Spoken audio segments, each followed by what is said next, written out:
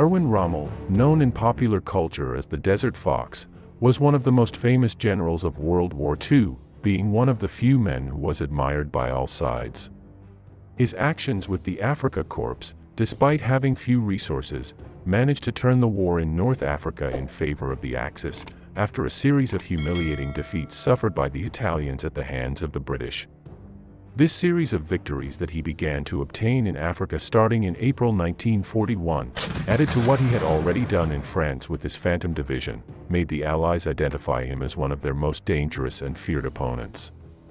In an attempt to eliminate their main adversary, the British planned multiple operations to capture and eliminate Rommel, the most famous of which was Operation Flipper, carried out in November 1941. However, all of them failed due to the incompetence of the British command in question, or major Allied intelligence failures. Rommel and Hitler met during the Polish campaign in 1939, after which the Führer supported all of Rommel's future appointments so that he could command divisions. Following his actions as general of the 7th Panzer Division in France, nicknamed the Phantom Division, Rommel quickly became one of the favorites of Hitler, Goebbels, and, in general, Third Reich propaganda. This good relationship that both men had began to deteriorate as the military campaign in Africa began to go badly, having its turning point at the end of 1942. After several meetings in which Hitler was inflexible with Rommel, disavowing any action retreating, the Desert Fox was losing faith in its Führer.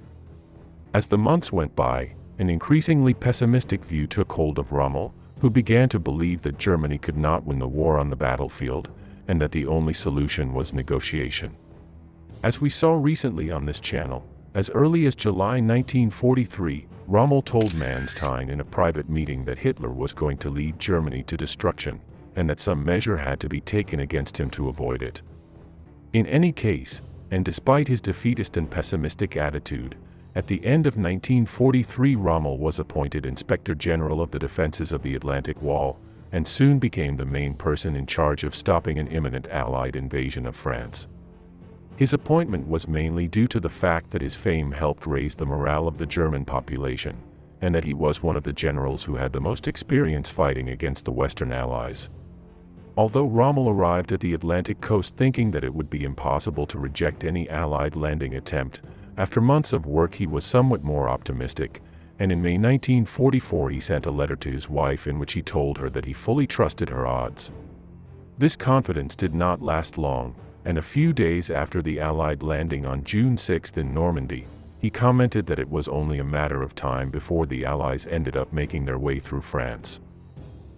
In a meeting he had with Hitler in mid-June, he told him again that the only possible solution to save Germany was negotiation. Even so, and even though he thought they could not win, this did not diminish his efforts to contain the invasion. On July 17, 1944, a month and a half after the Allied landing, Rommel attended a meeting with his main subordinates, including Joseph Dietrich, who commanded the 1st SS Panzer Corps. At this meeting, Rommel was also able to speak with Kurt Meyer, general of the Hitlerjugend Division, who complained about the bad situation that his men on the front line were enduring. On the other hand, Joseph Dietrich told him that he would obey any order from Rommel rather than from Hitler, making him understand that he was 100% with him. That same afternoon, while Rommel was returning to his base at Roche-Guyon, his vehicle was attacked by an Allied fighter bomber, killing its driver and leaving the marshal seriously injured with multiple bone fractures. However, despite his serious injuries, Rommel recovered and was hospitalized before a period of convalescence at his home. 3 days after this incident that Rommel suffered, Colonel Stauffenberg managed to plant a bomb in Hitler's conference room, at his East Prussian barracks, marking a turning point in the war. Said explosion nearly killed Hitler, wounding and killing many of the men who were present at the daily military briefing. Immediately afterwards, another coup was attempted in Berlin codenamed Operation Valkyrie, led by Stauffenberg and a group of conspirators under the mistaken assumption that Hitler was dead. This attempted coup d'état lasted very little, as it was soon learned that the Führer was alive, and the men who had conspired against him were quickly arrested and summarily shot. A thorough investigation by the Gestapo into the German officers followed, resulting in thousands of arrests and interrogations, which in turn led to many trials and death or prison sentences. During one of these interrogations, Rommel's name did not take long to come up, and the Gestapo turned all their eyes on one of the greatest heroes of the German army, who at that moment was recovering at home with his wife and his son. Rommel's name came up on 3 different occasions, by the different leaders of the conspiracy against Hitler. One of them was General von Stulpnagel who, after a suicide attempt, repeatedly murmured Rommel's name. Others involved did so directly under torture. In any case, for the Gestapo there was no doubt that Rommel had participated in Operation Valkyrie, whether or not they could fully assess the degree of his involvement. Later investigations determined that although Rommel was in favor of Hitler being removed from office, so that another president could at least carry out peace negotiations with the Western Allies, he never knew that Colonel Stauffenberg's intention was to kill Hitler, and very possibly he would have opposed this. One of his main refusals to accept this was that he thought that the assassination of Hitler could have led Germany into a civil war, in the middle of the fight against the Allies. In any case, the incriminating evidence against Rommel was presented to Martin Bormann, Hitler's secretary, who quickly presented it to his Führer. With Rommel's home in Ulm under Gestapo surveillance, a court-martial was ordered to be formed to decide a sentence on the marshal without his knowledge. Surprisingly, one of the members of the court-martial was Marshal von Rundstedt, who had very possibly also been scouted by Rommel himself, although his name had not appeared anywhere. Together with Keitel, Guderian, and other figures in the German army, these men finally sentenced Rommel's fate. Although the evidence against Rommel was not entirely clear, Rommel was found guilty without having the opportunity to defend himself. However, German leaders knew that the German public would be horrified by a death sentence against Rommel, since the former Desert Fox was a national hero. In this way, both Goebbels and Hitler feared that this event could damage both their reputation and that of the government. Thus, it was concluded that everything related to Rommel had to be developed in secret and away from public opinion. Generals Wilhelm Burgdorf and Ernst Maysel, both loyal to Hitler, were sent from Hitler's headquarters to Rommel's home on October 14, 1944. On this visit, they gave Rommel 3 terrible options.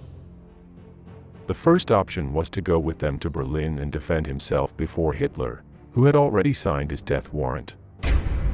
Option 2 was to be prosecuted before the People's Court, with the condition that if he was found guilty, his entire family and some of his subordinates would be arrested and probably executed. And finally, the third option was for him to commit suicide. If he chose this option, he would be granted a state funeral, and the official story would be that he succumbed to wounds received in Normandy.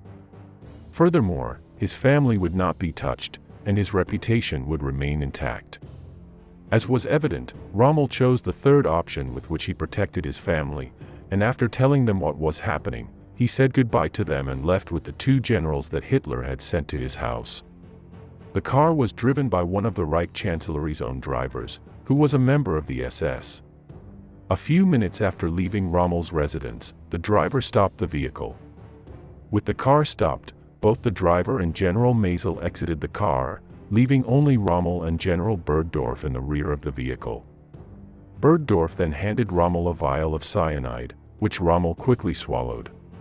Once he was dead, the car headed towards a nearby hospital where the marshal's death was certified. Hitler, after being informed of the event, declared a day of national mourning in Germany, and a state funeral for Rommel in the city of Ulm. Following the burial, the Gestapo cremated Rommel's body to destroy any evidence of the actual cause of his death, and his ashes were eventually buried in the Hullingen Cemetery, near Ulm. Of the 3 men who had been with Rommel at the time of his suicide, only the driver was willing to recount these events after the war. Burgdorf had no chance as he committed suicide in Hitler's bunker on May 2, 1945, and General Maysel refused to do so during the post-war years. So, what do you think about this matter? Do you think that the German army would have reacted if they knew that Rommel was involved? Do you give validity to the other theory that states that Rommel knew nothing, and that everything was the result of Martin Bormann and Hermann Göring who wanted to get the German marshal out of the way, and invented the evidence that implicated him in the coup d'état. If you want to analyze the meeting that Manstein had with Rommel in July 1943, in which both men spoke about this matter, I leave said program in the description, along with the live one we did with Antonio Munoz about the Desert Fox.